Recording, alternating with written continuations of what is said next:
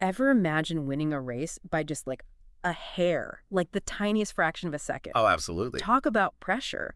Well, today we are diving deep, get ready, into the science behind those absolutely crucial milliseconds. I'm talking knee. The sprint start. Yes. We've got some seriously fascinating research on sprint biomechanics. It's so interesting. And trust me, whether you're an athlete, a coach, or just obsessed with pushing human limits, this deep dive has something for you. Really cool stuff. So what's fascinating is this research kind of well, maybe not explodes, but definitely challenges this idea, this myth, that there's one perfect starting position. Yeah, for years, people thought, okay, everyone's got to fit into this one mold.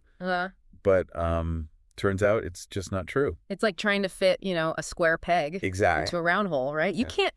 This review made it so clear that your best set position in the blocks, when you're down on all fours, right? It's got to be personalized. Absolutely. And there's so many factors that come into play, like your body size, obviously. Right. How strong you are, even just how you naturally move. Yeah. It's about finding what makes you explode off those blocks with the most power and speed. Okay, so let's actually break down the starting blocks themselves, that equipment. Okay, yeah. Because this research mentioned there's bunched, there's medium, and there's elongated block spacing. True. So, I mean, is this as simple as, finding the right shoe size? Well, I guess finding that Goldilocks zone. You know what I mean? Yeah. Not too big, not too small. Yes, exactly. Yeah. And research seems to favor a medium starting position for most people. Yeah. The good starting point, right? Not too cramped, not too stretched out. But here's where it gets interesting. When you personalize the spacing within that medium range based on your leg length, now we're talking, that can really, really make a difference. So longer legs, maybe like a slightly wider stance. Think about it. Yeah, longer limbs. Leverage, right. Exactly, leverage. Longer limbs, wider stance, more force. It all comes back to maximizing that initial push. And, leg positioning is just one piece of the puzzle. Okay, there's more. Oh, yeah. So we've got the legs, right. We've got the feet, check. Now, what about the overall body position in those blocks? Because the review mentioned that elite sprinters, the best of the best, right, they seem to, start lower and closer to the line. Yes. They almost look like a coiled spring loaded. That's a great way to put it. They're like coiled springs ready to unleash. Ready to fire. Think about it. The lower your center of gravity is, the more you're pushing horizontally. You see? Yeah. To gain that forward momentum. So it's like maximizing. It maximizes that horizontal force. Gotcha. Which, of course, this requires incredible strength, which we'll talk about. We will get into that. We will definitely get into that. But, I mean, even if you're not, an Olympic sprinter, right, this principle applies. It's physics, baby. It's physics. Yeah. This principle applies to everyday movements. Getting up off the couch. Okay, so you're telling me there's hope for me yet. There is hope for everyone. All right, so we've launched ourselves out of the blocks, right? What about this crucial push-off phase? This is where it gets, really, really interesting. Yeah. Because, obviously, reaction time to the gun, that matters. But this research really dives into, what happens after that initial go. Oh, I see. Yeah. And it really comes down to this idea of horizontal velocity. That makes sense.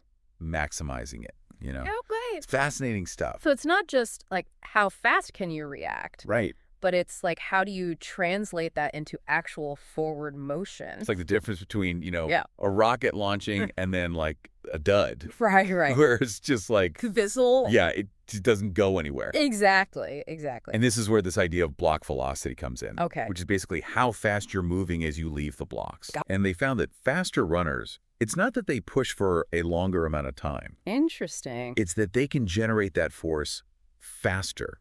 Oh. Leading to greater acceleration. So they're masters of explosive movement. Basically, yeah, that's a great way to put it. Yeah, and the study actually put numbers to this. They did? They actually compared, the block velocities, the accelerations. Between, the slower sprinters. Slower versus faster. And the faster ones. Yeah, what did they find? Basically, the faster sprinters had much higher block acceleration, meaning that they were able to ramp up their velocity so much quicker during that, crucial push-off phase. Okay, that makes sense, but paint a picture for me. What does that actually look like in terms of movement? What are our legs doing? So it's a super coordinated, beautiful sequence, of your hips, your knees, and your ankles all working together. Okay. And your rear leg is so important here. Because that's the one pushing off the back block. Yeah. Exactly. And that knee, the rear knee, actually goes through a different range of motion than the front knee. Is that because the front one's already kind of in a more extended position to begin with? Exactly. Gotcha. And here's like a fun fact, which I think really highlights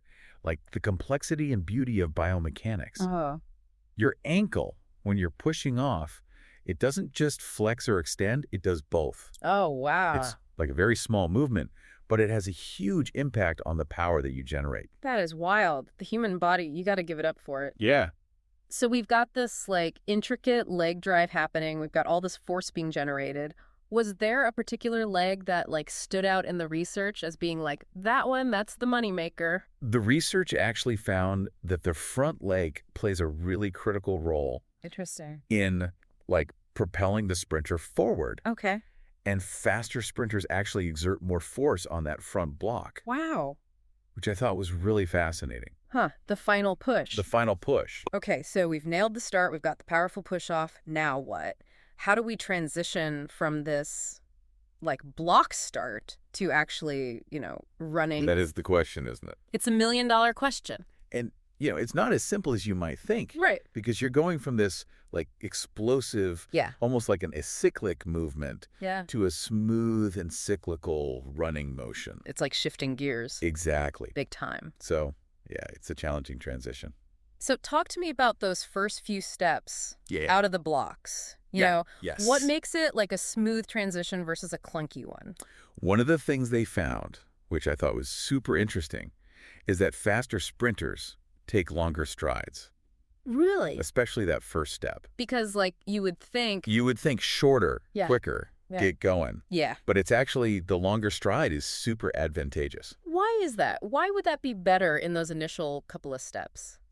It actually comes back to what we were talking about before, that lower center of mass. And these shorter ground contact times. Gotcha. Elite sprinters, because they can get so low to the ground, right, they're spending less time in the air.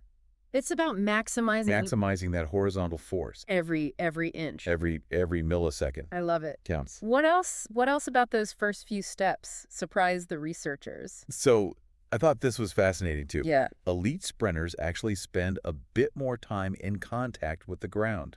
Wait, hold on. So longer strides and longer ground contact? It's counterintuitive. How does that, because to me... You'd think they'd be faster. Yeah, you think, like, light on your feet, quick, quick, quick. Right, but it's all about maximizing that force application. Okay, gotcha. So really using the ground. It's like they're using it as a springboard. Yes, I love that visual. And, the exact, biomechanics of, the ankle and the knee and the hip, it's super complex. Of course.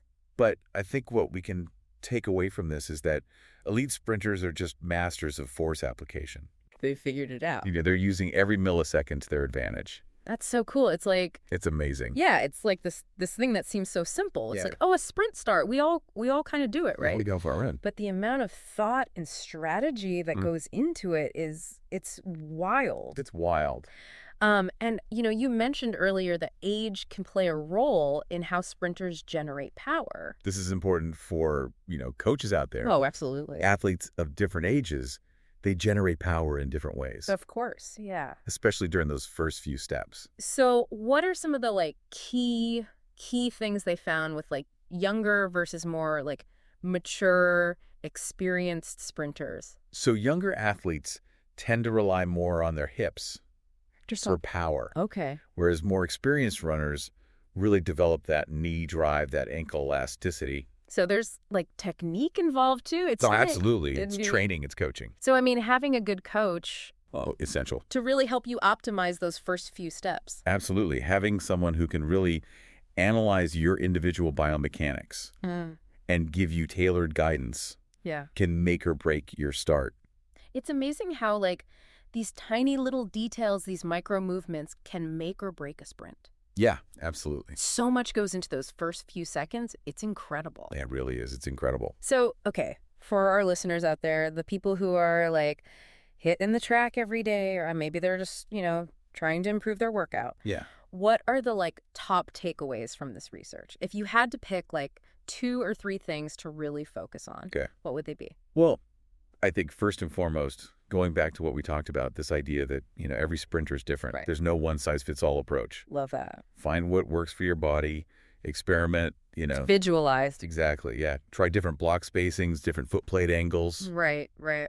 See what feels right for you. Okay, love that. So working with your body, Yeah, not against it. Awesome. exactly. And then second, and I know we hit on this a lot, Yeah. but it's not just about, like, raw speed. Right. It's about power, too. It's that explosiveness. Yes, exactly. That explosive force, especially in those first few moments. Like that coiled spring. Exactly, yeah. Coiled spring. I love it. Okay, so individualization, explosive power. Yes. What's number 3?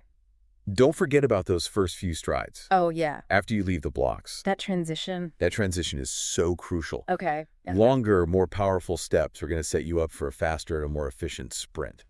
This has been amazing. I think even for people who aren't, like, track stars, Right. just understanding these, like, basic principles Yeah. of, like, leverage and force and efficiency of movement. It can change. Yeah. I feel like we can all use this. Your workout, just how you move through the world. Absolutely. It's pretty cool. It is cool. It makes you think, like, we've been talking about the physicality of The it. 5 mechanics. But, like, what about the mental game? Oh, interesting. That, like, split second where you have to, like, quiet everything We're present. and just, like, go. That's a whole other deep dive. Right. I think that's... We could talk about that for a whole other. Exactly.